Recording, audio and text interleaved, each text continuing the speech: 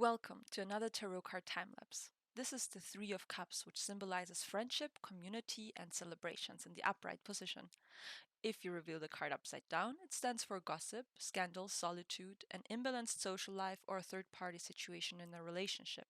This could mean cheating or something else like work standing in between you and your partner.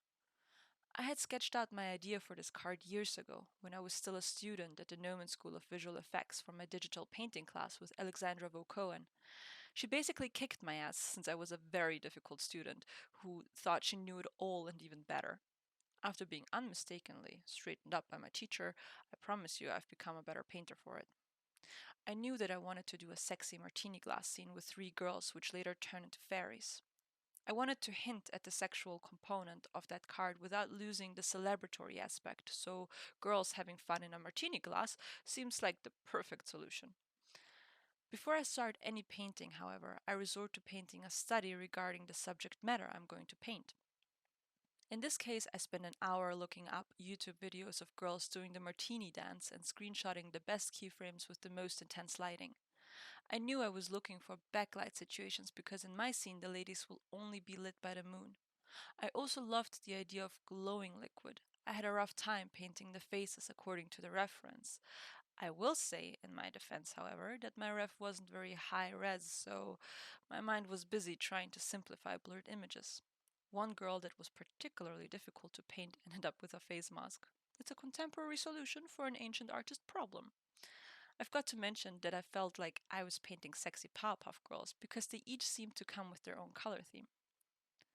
Once I felt confident in my capabilities of painting ladies in huge martini glasses with glowing liquid inside and fun saturated colors bouncing off their wet bodies, I decided to compose my own image in 3D. Why? Because reference is everything. I don't have a huge martini glass, and I don't dare to ask my girlfriends to pose like that for me yet. And also, I must admit, I'm quite the selfish director who forgets that my models have feelings, so going with virtual mannequins that bend themselves back over for me is the most ideal solution. First, I create a martini glass in Maya to see if the render looks according to my reference of glasses.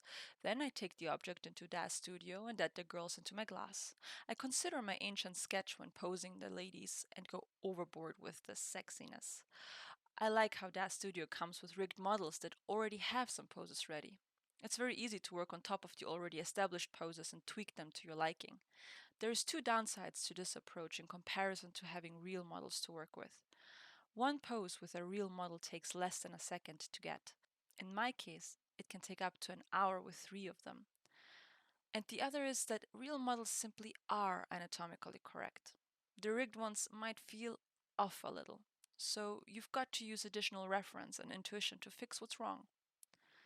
It is not the ideal way, I admit. However, in this case, it's the cheapest solution. Once I feel that the poses are down, I take it to ZBrush to add hair and the liquids that are pouring out of the cups. I use the sculptress tool to pull out their hair. It doesn't mess with the geo, but intuitively adds more geo according to the brush size you're working with. It's great for tree branches, vines, roots, and creature creation, of course. I need to render the liquids as well to see how the moonlight and night sky will refract through them. I decide to go back to DAZ and rearrange the hand positions as I thought them to be a little too kinky. After sculpting the hair back in again, I take my ZBrush project into Maya to start creating some renders.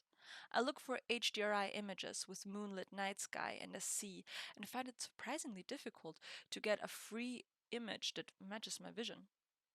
After all, I'm only using my render as a reference, so I don't need a high resolution HDRI. I don't do complex texturing when I'm doing my reference renders in this case. I simply use refractive shaders for the glasses and liquid, SSS skin shaders for the ladies' bodies, and hair shaders for the hair.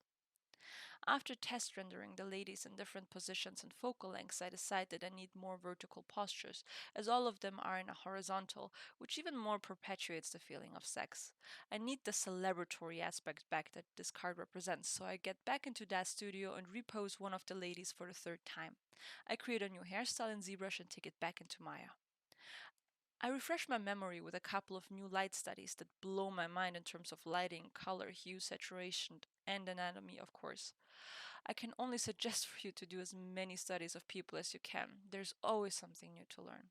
Once I finally find a render that I like, I start painting in my color, which, admittedly, I shouldn't have done because it made the whole image much more complex from the get go.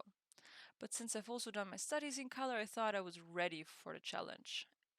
And actually, it was an ordeal because this was possibly the most difficult painting I've ever worked on. Upside down smiling faces in moonlight aren't really my forte. The girls are being transformed into fairies, which I consciously do for two reasons. I need to dial the sex down, and the best way to do that is to count away with innocence. Fairies to me are the embodiment of sheer infantile joy, and they look beautiful. I'm thinking of Tinkerbell in this case, for example. Also, fairies in our imagination seem to be big enough to fit into glasses or cups. This would take away the striptease aspect, because we want to imagine that these fairies simply by chance find a martini glass in the sea, right? That they use for a fun bath time. Taking away the provocative touches and replacing the relaxed faces with laughing ones also added to the celebratory mood. I do still use photo reference for the gestures as well, as the 3D version is more useful to me in terms of perspective and lighting. I want to learn how to paint fairy faces, and the first woman that comes to my mind is Anna Taylor-Joy. You know, that beauty from The Queen's Gambit. Her face looks beautiful and at the same time extraordinary. I even find a reference in which she might as well have been dressed as a fairy queen. The only thing missing really were the long ears, which I will add in my study. It feels odd to paint this one since I use a dark background for a high key photograph. Later, I do change the background color and it helps a little. I remind myself that I don't know how to paint a smiling or laughing face. They always end up looking like old grandmas with botched facial operations. So I do 3 studies of laughing girls, and I tell you, this was a very painful process to go through. Everybody laughs or smiles differently. There were not many rules that I could attach to that lesson even after painting the third laughing face. So, even after doing these time consuming studies, I feel like I have no idea what the hell I'm doing. My boyfriend at the time, yeah, while painting this tarot card, we went through a breakup. Well, he gave me extremely valuable art directing points. He told me to work in values, which is black and white, to alleviate myself of the hue and saturation clusterfuck that I was fighting with, and also suggested to make the moon big. Not having considered either of these options, I immediately complied and felt better about the progress instantly. If you're wondering how or why one of the fairies changes her ethnicity in a matter of seconds, initially I wanted to paint multiple different skin color types, as my girlfriends also are a rainbow of value and hue. However, I was worried that the dark skin wouldn't read well with the specific lighting. My ex boyfriend, however, compelled me to try it anyway since I was working with a huge moon now, and so I did, and I was relieved to find that it did work out. After staring at the image for hours and looking up a ton of Art Nouveau vase references, I decided to pep the cups up a little. Since we are talking fairies, and the cups looked odd being so perfectly humanly constructed and floating in the air, I decided to have the cups kind of sit on top of golden grapevines. Nope, I wasn't high when concepting this idea. I found a great reference on Pinterest that simply inspired me. I wanted to replace the alcohol aspect with a nectar like substance that anybody could interpret to their heart's desire.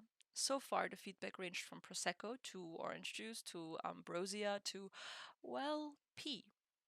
Whatever makes you happy being showered in, I guess. I still keep the symbolism of the wine inside by having the grapes cupping the glasses. This way, wine lovers would subconsciously guess what really is inside. I also changed the refractive index of the glasses to make the cups catch more of the yellow glow. That way, they would have a stronger silhouette and be more legible at first sight. This was without a doubt the hardest piece of all the tarot cards because of the complexities in the composition, gesture, props, and lighting, and anatomy, of course. It took about 4 weeks to paint, and I hope I will never, ever have to take that long to create a single painting ever again. Thank you so much to my dear ex boyfriend for being so patient with me throughout the process. And anybody else, all my friends on Twitch that stream with me and give me advice and argue with me about political correctness, politics, and whatever the zeitgeist of today has to offer to argue about, which is pretty much everything, if you ask me.